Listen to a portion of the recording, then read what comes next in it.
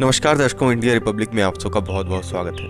आइए ले चलते हैं आपको बघेड़ी गांव, जहां पर आपको आज मिलाएंगे कन्हई बाबा से, जिनको पेड़ लगाने के जुनून के कारण कभी पागल कहा गया, जबकि कन्हई बाबा अब तक 250 से 300 लोगों की खेतों में सैकड़ों पेड़ों को लगा चुके हैं।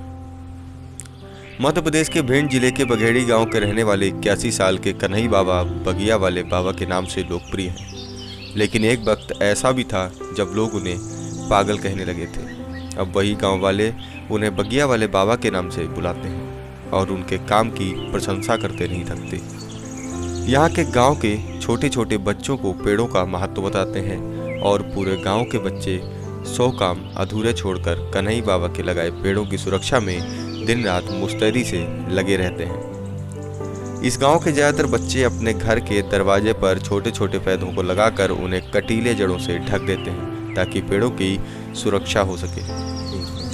क्या नाम है तुम्हारा? कौन से गांव के रहने वाले हो? बघेड़ी। अच्छा, तो यहाँ आप क्या करने आए थे?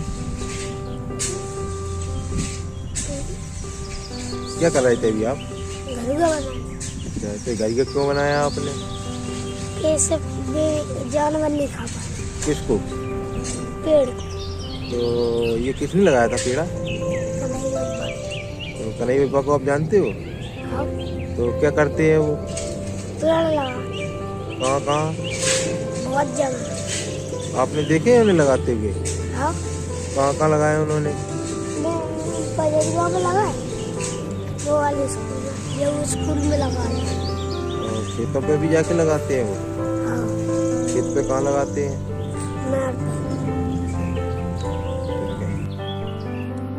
विगत 25 से 30 सालों से कन्हई बाबा नंगे पैर यह काम करते चले आ रहे हैं। आज ही वह 81 वर्ष के होने के बावजूद हर दिन सुबह टहलते हुए पौधों का हालचाल लेने जाते हैं। वह प्रतिवर्ष दर्जनों पौधे रोपते हैं।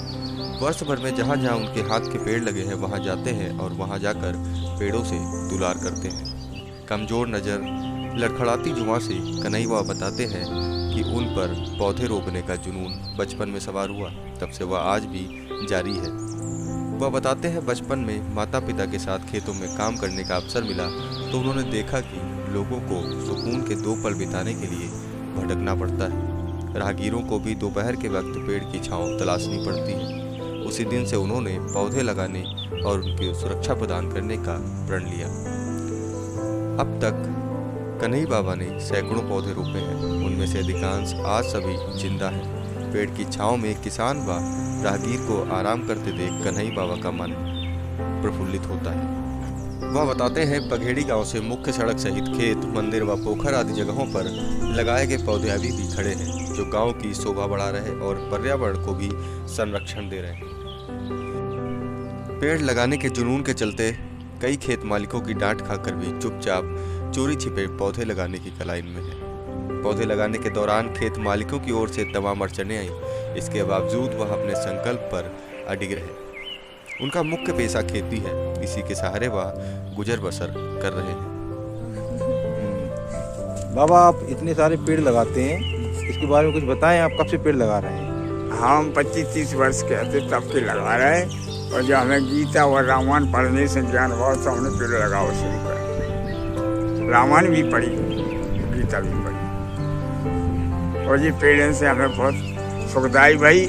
और जो गीता में लिखी वो सत्य भी है, रामायण में लिखी वो भी सत्य। रामायण में 3 जगह बताई पेड़ लगाने को महत्व। क्या क्या बताया उसमें? क्या क्या बता? रामायण जी में बताई है कि कैलाश पर्वत पे बर्फ आम बताओ। रामायण में नील शिखर पहाड़ पे 4 पेड़ बर, पीपर, पाखर, आम, 4 पेड़ नील शिखर पहाड़ पे बताए, और चित्रकूट में 5 बताए। और गीता में क्या लिखा है? गीता में जो है अर्जुन प्रश्न कर रहे, गीता में कृष्ण जी बोल रहे जो संपूर्ण बाग न लगा सके तो सिर्फ 5 पेड़ सथौर में लगा परवश कर दे, उसका जीवन सफल हो जाए। और पेड़ लगाने का असमी एक के समान फल है। जो पेड़ लगाए उसकी 5 साल की प्राणी बैकुंठ में वास करते, ऐसी हमने गीता में वांची। अब आप जो पेड़ लगाते हैं अब वो बहुत बड़े बड़े पेड़ वृक्ष हो गए हैं, हाँ। तो उन्हें उन्हें देखकर कैसा महसूस करते हैं आप? हम खुशी हुई देख के कि हमारी मोड़ी मोड़ा ठाड़ेगी। तो कभी कभी आप जैसे किसी जगह पे ऐसी जगह पे भी पेड़ लगा के आते हैं कि विवाद की स्थिति बन जाती है, हाँ बन जात। तो फिर उसमें क्या करते हैं फिर आप? उसमें गम खा के रह जाते। हम गरीब आदमी, हम काउ से लड़ाओ समझे बूढ़े आदमी से, हम तो अपना चुप हो जाते। को काट डाला तो गम खा जाए, क्या करें। और फिर उसी जगह पे फिर लगा हाँ, आते हैं। फिर शांति हो जाए तो फिर लगा दे, और अच्छा, फिर विवाद हो जाए तो फिर चुप हो जाए। लेकिन पेड़ लगाना बंद पेड़ नहीं किया? लगाना बंद नहीं किया। अच्छा, और अब ये छोटे छोटे बच्चे आपके लगाए हुए पेड़ों को सुरक्षित रख रहे हैं, तो हाँ। कैसा महसूस कर रहा है? मोड़ी मोड़ा बहुत कोशिश कर, हमारा सहयोग करा, और वे खुद लगाओ, खुद जगह लगाओ, पानी डाला, और हमें सहयोग करा। तो इससे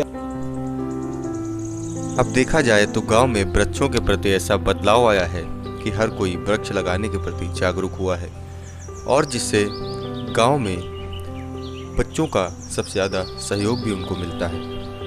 वृद्ध होने के कारण जिन जिन वृक्षों व पौधों तक वह नहीं पहुंच पाते हैं, तो उनका ख्याल वह बच्चे रखते हैं। इससे उनको बड़ा ही आत्मीय सुख प्रदान होता है। तो देखा आपने, जहां भारत में वृक्षारोपण और वृक्षों के रखरखाव के लिए सरकारें लाखों रुपए खर्च कर देती हैं, मगर धरातल पर परिणाम शून्य निकलता है। हमारा देश गांव में बसता है। ऐसे में कन्हई जैसा निस्वार्थ भाव से परमार्थ करने वाले लोग अगर हर गांव में एक हों, तो पूरी दुनिया में सबसे पहले ग्लोबल वार्मिंग का खतरा तो रहेगा ही नहीं। प्रकृति हम इंसानों से रूठ कर अपना रौद्र रूप कभी नहीं दिखा पाएगी।